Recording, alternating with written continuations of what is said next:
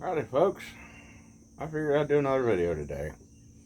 This has been inspired by Morgan over at St. David Pipes. Today, I'm having some half and half in a Rossi 8701. So, here a few days ago, a couple days ago maybe, Morgan did a thing about the golden era of tobacco when you could find it everywhere. When I was a kid, that was still going on. So,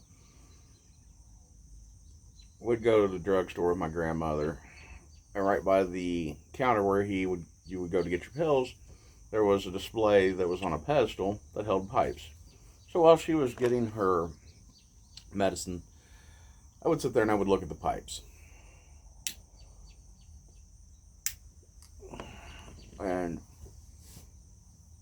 then you would go up front, and when you get up front, on the far right wall, right next to the register, there was another display, which was Graybo. It was hung on the wall and had a bunch of different pipes. And then below that was a shelf that had all your house blends, Prince Albert and Half and Half and Granger and Carter Hall, that type of stuff. And as Morgan put it, this stuff was everywhere. You get up to the register itself, on the little counter below it, you would have candy on the left side and cigars on the right. I would just have boxes of cigars with the lid open, and Dutch Masters and stuff like that. If you went on into town, of the main intersection, there was 3 gas stations, kind of, and a liquor store. And one gas station had a little booth in amongst the pumps where the attendant stood. And he would pump your gas for you if you wanted him to. But he didn't. It wasn't required. So you would pull up, and if you didn't get out of your car, he would come over and pump your gas. Attached to the same property, owned by the same people, was a little restaurant, sort of like a soda fountain type place. They sold ice cream and cheeseburgers and pop and such. It was a little mom and pop deal.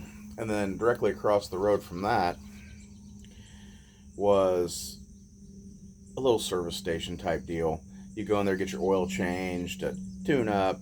They had 1 or 2 gas pumps out front. And this is also where you would go to buy your parts. And in there, they had cigarettes and cigars everywhere. It was behind the counter. They had a big rack. And then on the counter, they would have a box or 2 of cigars and a big barrel of unhulled peanuts where you could just grab you a handful and chomp on them while they were doing your oil change. We're talking about a 50-gallon barrel full of peanuts. And this guy, he would fill that thing up religiously a couple times a year.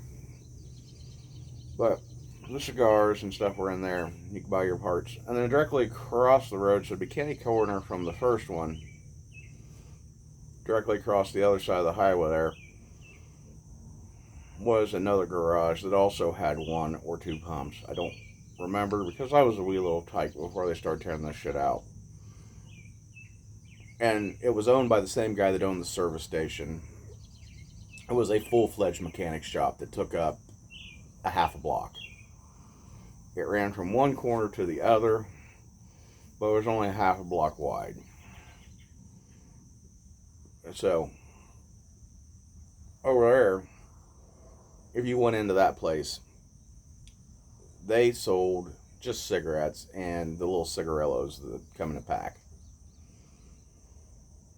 And then off the road, there was a Sunoco that nobody I know ever went to. It had a 2-bay garage, sold gas, but for whatever reason, most of the people I knew never went there. And directly across the road from the Sunoco was a building that is in the shape of an L or a V, however you want to look at it. It was a 90-degree turn. On the right side was the grocery store, and on the left side was what you would call an all-around store. They sold pretty much everything. One side was Super Vals, and the other side was, or Super Value, and the other side was Vals.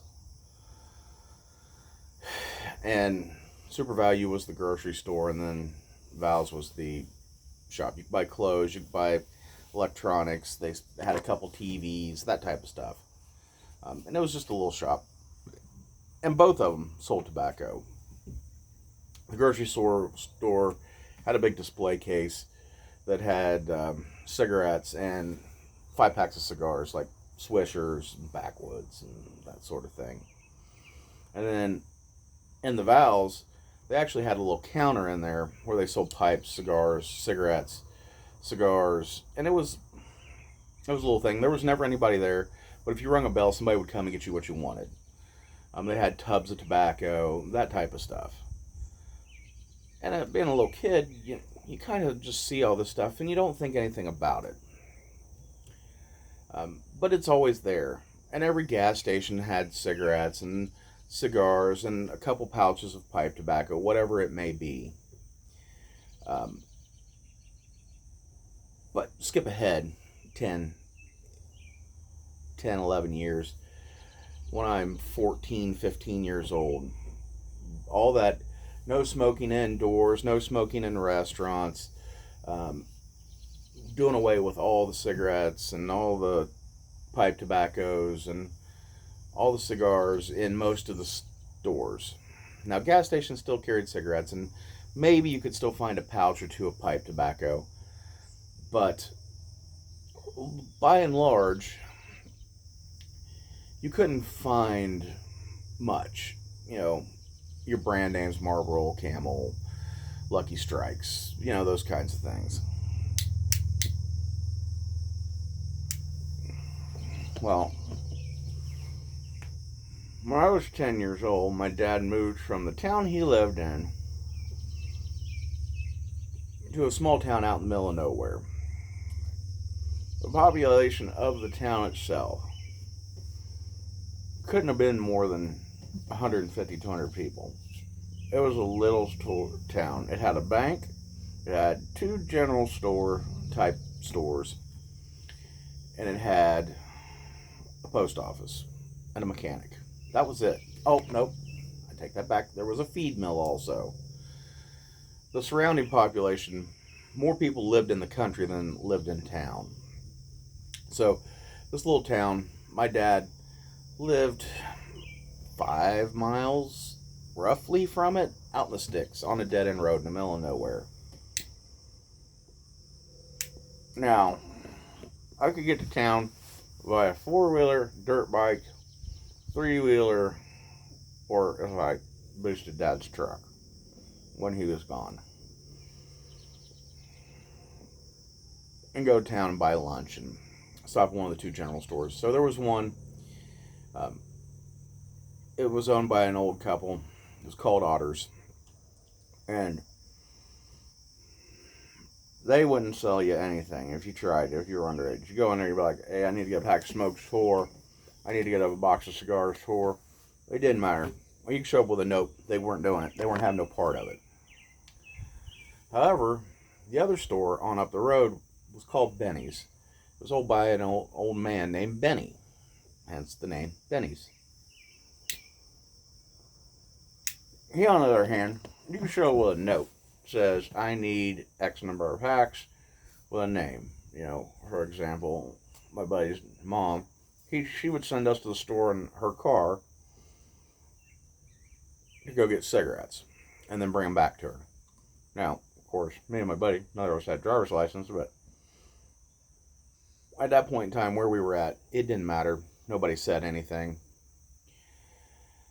So we would run up there, get her a pack of smokes, or 2-pack. Typically it was 2 or 3 packs of smokes, because she would buy them by the carton across the river in Kentucky, where it was several dollars cheaper, and she would usually buy 5, 10 cartons at a time. But she'd run out, and she'd send us to town. Get her a couple packs to last her until she could get down to Kentucky.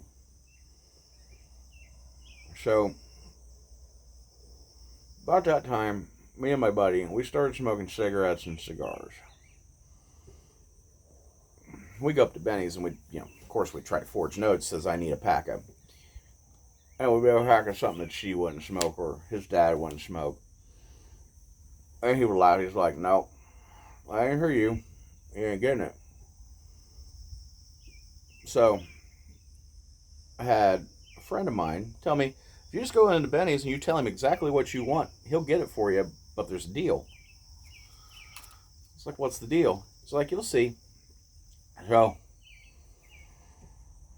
I really, really like Swisher Sweets, and I like Backwoods. And I forget what the other brand was. There was another brand that sold a slightly fatter cigar, a 5-pack. It might have been Dutch Masters or something. But I really like the Backwoods in particular. So I would go up there, and I walk in, and I was like, "Hey, Benny, I need a pack of Backwoods Naturals," or whatever they were called. He's like, "Really for?" I was like, "It's for me." He goes, "All right, well, if they're for you, you're gonna give me one, and you're gonna sit over there and you're gonna smoke one with me." Now, in Benny's, it had the little dinette where it had bar stools, and you could order fresh food, and get your coffee in the morning, that kind of stuff, and it was all cooked fresh. He had a little old lady that helped him. I don't know if it was his wife. Never referred to his wife, but she helped him all the time. So I sit down over there, I open up the pack of Backwoods. I give him one. I take one out. He sits there and he holds the backwood in his hand. He's like, "Light up."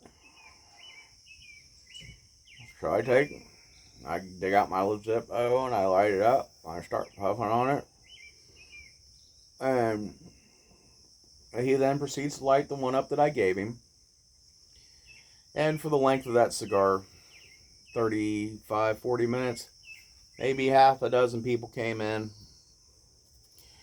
And by and large, they were coming in buying a pop or a bag of chips and a sandwich or something. And we'd sit there and we'd bullshit. And he'd tell me stories about when he did the hobo thing right after he got out of the military. And, he'd go across the country, he'd talk about the crazy things he's seen. And, it was just story time. So you got to learn real fast that if you were going in there to buy for yourself, whether it be cigarettes or cigars, and he sold pipe tobacco, and I was told that if you went in there and you asked for pipe tobacco, he would make you smoke a bowl with him. He'd have you go get your pipe, and he would have you pack the pipe, and he would pack a pipe out of your pouch. You had to sit there and smoke it with him. But if you bought a pack of cigarettes, he would take a cigarette, and he would smoke a cigarette with you. And I guess the whole purpose behind this was either he was really, really lonely and he just wanted somebody to talk to, even though he had people coming in and out all the hours of day and night, or he just wanted to prove that, you weren't a narc by consuming said product.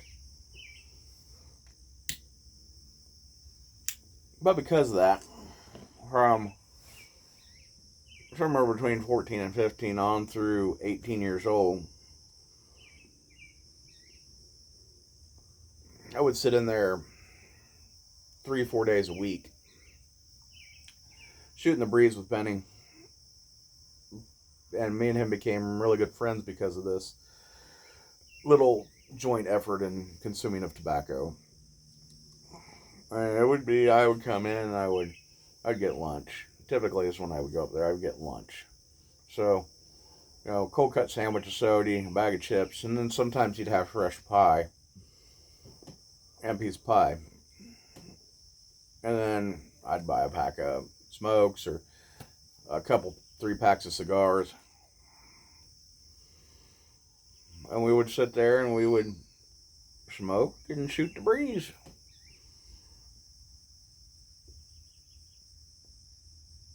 And I think that was probably the last place in the county, except for the bars, that you could smoke indoors. Because he went all the way up until they put the ban where you couldn't smoke indoors anywhere in the state of Indiana. And then he, about the time they put the ban in, he retired, and they sold the business, and then they sold the business, and then it went out of business. And the building still sits there to this day, but it's empty. After Benny sold it, the place got robbed 2 or 3 times, where people would break the front door out, which was a big glass door, and they would go in and they would just steal random stupid things. And it got to the point where it was more expensive to fix it than it was to keep it.